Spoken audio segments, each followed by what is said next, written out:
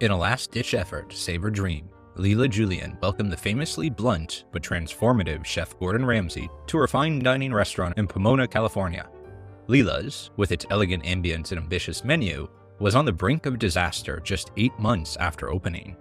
She had poured her life savings and retirement fund into this venture, amounting to a staggering sum of $140,000, and was now heavily indebted to her sister with an additional $60,000 loan.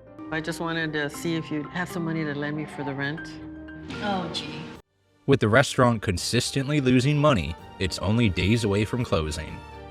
There are numerous problems at Lela's: a carefree staff, Diamonds on that. Diamonds on my fish. Good. Diamonds on my fish. Diamonds on my fish. Good. Diamonds on my fish.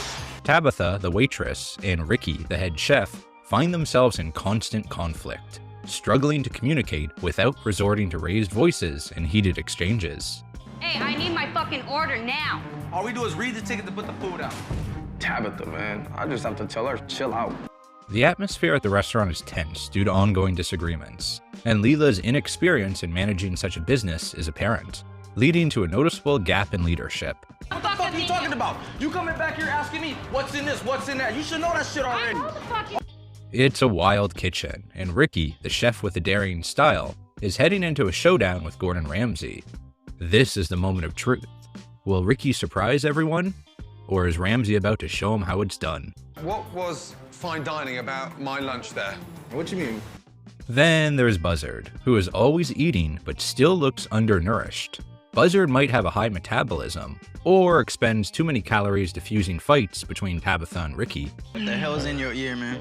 This is 14 karat gold, baby. I mean, this is the real deal. The team is informed that Chef Ramsay will be arriving that day to assist in reviving their struggling eatery. However, Tabitha makes it clear from the outset that she won't be easily swayed or dominated. All I know about Chef Ramsay is he likes to yell a lot. I don't take anybody yelling at me, nobody. Don't worry, Tabitha. Gordon only yells at the chefs and owners, not the wait staff, generally speaking. I'm not nervous at all. What do I need to be nervous for? You know? He's a man just like I am. He's coming for you, Ricky. When Gordon arrives in downtown Pomona, he finds it very quiet, almost like a ghost town. As Gordon Ramsay walks in, the stakes couldn't have been higher for its beleaguered owner. Despite the lack of customers, he surprisingly doesn't criticize the appearance of the place, as Lela's is actually clean and well-maintained. Excitement brews amongst the staff when he takes his seat to try their food. I'm excited, I want to hear his accent. When Gordon checks out the menu, he's a bit let down to hear from Tabitha that they don't actually have a lot of the stuff on the menu they're advertising. He casually points out that it doesn't really line up with what you'd expect from a fancy place. Tabitha nods along, sharing his feeling. For us to sit there and have to tell customers, oh, we don't have this and we don't have that, it gets frustrating for me. After searching for a while, Gordon finally finds a dish that is available. Yet he realizes that his supposed fresh tomato soup is actually canned. Surprised, Gordon comments on how an executive chef can't even make tomato soup properly. Next up are the nachos. Gordon's experienced palate detects that they are a day old, further adding to his dissatisfaction. After 2 disappointing appetizers, Gordon is ready for his main course, The rack of lamb with the chocolate mint sauce. which arrives to Gordon's table surprisingly quickly. But upon inspection, he notices that there is more bone than actual meat on his plate. Moreover, the lamb used wasn't fresh, but frozen. Gordon asks if there's anything fresh at this fancy restaurant. Tabitha tells him the only homemade item is the brownies. Hoping for a better dessert than his starters and main course, Gordon goes for the brownie a la mode. Unfortunately, they're all out of the homemade brownies. The burning question now is, what happened to them? Who could have swiped them? All the clues seem to be pointing at Buzzard. And why do they call him Buzzard exactly? I like to stand in the kitchen and eat, you know? You always catch him with something in his hand. After his meal, or lack thereof, Gordon and Ricky engage in a heated argument in the kitchen. Gordon expresses disappointment, particularly with the lamb dish featuring the bizarre chocolate mint sauce, something that should never be served in any kitchen, according to Ramsay. Ricky, it's on the menu at $27. Nobody else complained about it? There's no one else in the restaurant. Oh, zing! Ricky refuses to tolerate any mistreatment from Gordon and defends the lamb dish, despite it being mostly bones. Gordon is dumbfounded that an executive chef relies heavily on frozen food and accuses Ricky of being lazy. Have you got any balls? I got big nuts. Ricky mentions that conflicts are brewing between him and Gordon. This is a worrying sign for the restaurant, which had opened with great optimism just 8 months earlier. A flashback to the opening day video reveals the initial excitement. Hi, we're here with Ricky Brewer, the executive chef here at Lela's. Well, today is our grand opening. We have live entertainment, as you see. We're expecting a full house tonight. We combine a lot of different flavors with our food. For instance, we do a rack of lamb, the chocolate mint sauce, and a lot of people hear that and they say the chocolate and the mint, but I know how to put a special twist on it, so it's something that... Right. Please check out the corner of 2nd and Main, for lunch and dinner. Lela's at 296 in Pomona. We have square plates, square bowls, square coffee cups, as opposed to the circle coffee cups that you'll see at most restaurants. More friendly, more relaxed, and yet still establishes that fine dining that we're looking for. It's a fabulous brunch. It's a little bit of everything, so we don't leave anything out. Ugh, that food. Yuck. Although I forgot how trendy square plates were circa 2007. During Gordon's revisit, his reactions while inspecting Lela's kitchen and refrigeration units subtly suggest that a thorough cleaning might be necessary. Gordon orders a staff to scrub the place from top to bottom before that evening service.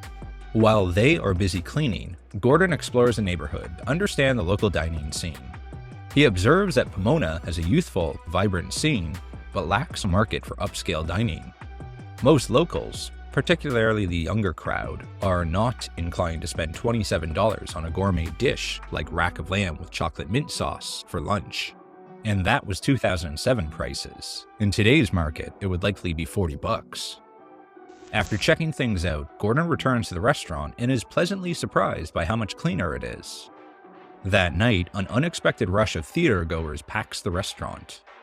The staff, not used to such a crowd, struggles to keep up, leading to several menu items running out and sparking yet another fiery spat between Ricky and Tabitha. Gordon quickly realizes the place lacks a clear leader.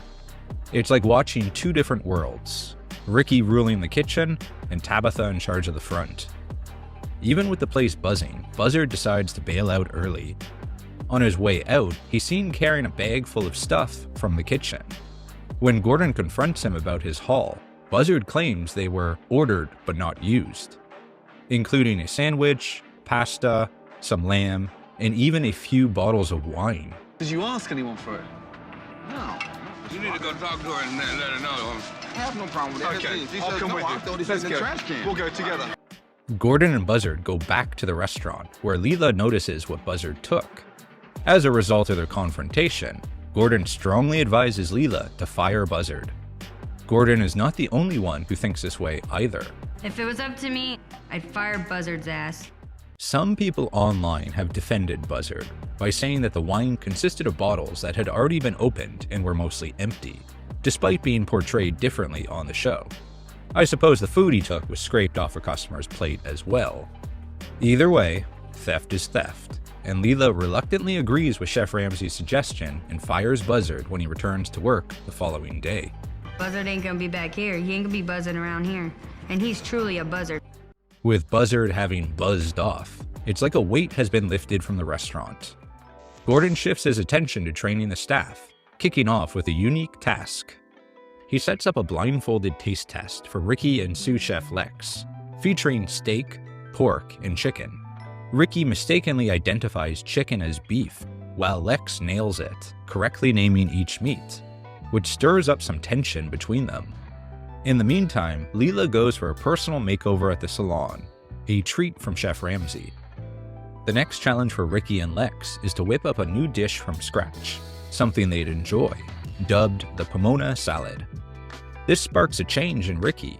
He starts to embrace his creative side and becomes more open to Ramsay's advice. This guy just opened up a $3 million restaurant. Of course, I'm gonna try and get all the pointers I can from him. Like I'm back in school. The team puts together a new salad for the menu that evening, and it turns out really well. Even Tabitha agrees that the guys did a great job. Chef Ramsay notices something missing locally, a top-notch burger. So he introduces the Lela burger, fresh and made to order. To spread the word about their relaunch and the new burger, Gordon and the staff give out free samples around town. While all this is happening, the Kitchen Nightmares team is sprucing up the place a little bit. They're aiming for a cozier vibe, stepping away from the old, more formal dining style. Just before everyone checks out the updated restaurant, Lela shows up looking amazing. She's got a new look, with a different hairstyle and stylish clothes, signaling a big personal change. When they saw me, they said, "Oh my God, you look so different." I said, "Yes, you have a new boss." Upon entering, the staff immediately notices a modest, yet distinct enhancement to the ambience. The atmosphere is now welcoming and warm, a departure from its previously stark and uninviting feel, which impresses everyone. Just an hour before the reopening, Gordon calls for a meeting. Seeing the need for leadership, he decides to promote Tabitha to manager, a decision that leaves her feeling pleased and trusted with the new responsibility. Since Lex's success in the blindfolded taste test has ignited his hunger for more achievements, Gordon suggests that he and Ricky switch roles for the evening. Lex is the head chef, and Ricky is going to be his sous chef. Ricky reluctantly agrees. During the relaunch event, the location is extremely crowded. Even the mayor attends because of Gordon's presence. I'm feeling really anxious, a little nervous because I know it's a big night for us. Lex's inexperience quickly becomes apparent when he's swamped with a flood of orders in a packed restaurant. Just 30 minutes into service, and the situation is going downhill fast. He struggles to keep up. Not a single dish has left the kitchen yet. The waitstaff is also finding it tough to cope with the ticketing system. This confusion is causing a ripple effect, creating chaos in both the kitchen and dining area. The disorder reaches a point where even Gordon, usually the master of control, finds himself caught up in the escalating mayhem. Sorry. The team's lack of coordination and Lex's struggle with the workload are making the evening service a particularly difficult test. Ricky is displeased that Gordon has appointed Lex as head chef for the day. It doesn't take long for Gordon to also regret his decision. Lex quickly breaks down from all the stress. He flees out back of the restaurant, right when the kitchen is most backed up. Lela decides to be a boss for once and pursues him out back. Words are exchanged between the two. I can't get a break for 5 minutes. I've been working for the past 4 hours straight. Everybody has. You're not the only one. Yeah, but you haven't been cooking. Lex decides he can't take the pressure anymore and starts to leave, prompting Gordon to pursue him out back. Gordon catches up with Lex and tries to talk some sense into him, but Lex doesn't want to hear it and storms off mid-sentence. Hey, Lex, get your ass back here, yes? He's really upset right now. Okay, you know? cool him down, yeah? I'm trying to. Ricky attempts to calm Lex down, but before he can reach him, Lex speeds away in his car. With Lex gone, Ricky steps up to the challenge. The pressure is on now as all of Lex's orders have piled up and need to go out. Everyone is waiting for their food, including the mayor. So we're just, pretty much all gonna have to step our game up. Fueled by frustration and determination, Ricky confidently takes control of the kitchen. He skillfully manages the situation by preparing meals and sorting out the chaotic orders left by Lex, showcasing his capability under pressure. Eventually, Lex returns after cooling down and resumes his duties as Ricky's sous chef. In general, the relaunch has been successful. Gordon highly commends Ricky for his newfound passion and skills in handling difficult situations. For him to pull me aside, look at me man to man and say, you did a great job. That made me feel really good. At the episode's conclusion, the narrator reports positive changes. Ricky is excelling in the kitchen. Tabitha is effectively managing. Lela is assertively leading. Customer satisfaction is high. And the restaurant is profitable for the first time in 8 months. Delight your senses with fine, eclectic dining in your own backyard. Savor a sensational homegrown Pomona salad, Lela's famous burger, and charm your love at Lela's. For reservations, visit Lela's. Ultimately, despite experiencing a surge in customers after being featured on television, the restaurant was unable to continue operating due to underlying problems. Lela's unfortunately closed down in July 2007, just 5 months after Kitchen Nightmares filmed there, and several months before the episode aired in November 2007. Despite Ramsay's earnest attempts to renovate the menu and enhance the service, Lela's was unable to overcome the obstacles it faced and maintain its operations. Lela did not have any previous experience in the restaurant industry before opening her establishment. She took a risk, relying on her love for cooking and desire to support her family. Unfortunately, her inexperience became apparent in the way the restaurant was run. Even with Gordon Ramsay's intervention and helpful advice, she had difficulty implementing and sustaining his suggestions. Closing the restaurant in summer of 2007 may have been a prudent decision, though. This coincided with the onset of the subprime mortgage crisis in the United States. The following years, from 2008 to 2010, were especially challenging for the restaurant industry. It's possible that this timing allowed for an opportune exit. It's also likely that the Great Recession played a role in the location of Lela's remaining vacant for a year and a half. Eventually, it was taken over by the Aladdin Jr. Restaurant and Cafe in 2009, a restaurant specializing in Arab and Mediterranean cuisine. The new restaurant's owner, seemingly with a better game plan than Lela, took Chef Ramsay's tip to heart and aimed to woo a younger crowd. By day, it was your regular restaurant. By night, it transformed into a hip bar and hookah lounge. The shisha turned out to be a major crowd puller, turning the place into Pomona's go-to spot for a puff. This exposure introduced a new audience to shisha, with some patrons taking time to get the hang of it. The venue also hosted live music.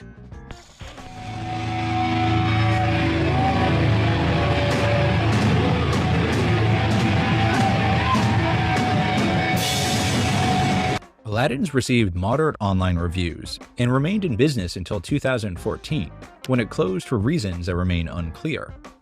In the fall of 2014, a new establishment, part of the pizza, wings, and beer chain, commonly abbreviated as PWB, opened its doors in the same location.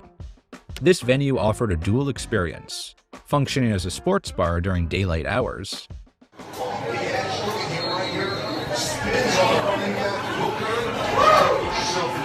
It then transitioned into a lively music venue in the evenings, continuing the legacy of live entertainment set by its predecessor, Aladdin.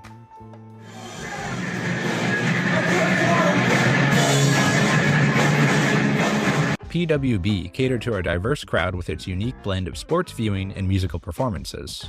Despite its efforts, the establishment garnered only moderate reviews online. This lukewarm reception eventually led to its closure in 2019, marking the end of its 5-year tenure in the community. The space is currently occupied by The Haven, a small independent music venue, as of 2024. It's been over 16 years since Lela's episode on Kitchen Nightmares hit the airwaves. Since then, one can't help but wonder what's been going on with Tabitha, Ricky, Lela, and everyone else from the show. Interestingly, shortly after the episode, a behind-the-scenes video was released. It gave a sneak peek into the filming of Kitchen Nightmares, and even cleared up the long-standing mystery of who snagged the brownies. Give me some tomatoes from Milwaukee, yeah? Fuck the tomatoes. Fucking buzzing! Hey, Lex, you gotta see this shit. What is this? You fucking stealing brownies! He's pecking at the food. Put the goddamn brownies back, man. You gonna put back half a brownie? Look at this stupid ass. Don't tell me to put it back there. Put it in your pocket and hide that shit and get back to work, man.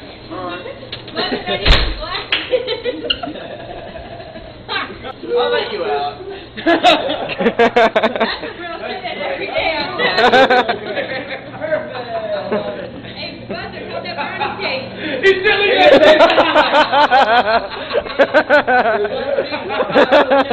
Buzzer, do you want some cheese?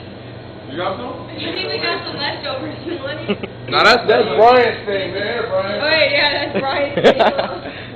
This is Brian in here.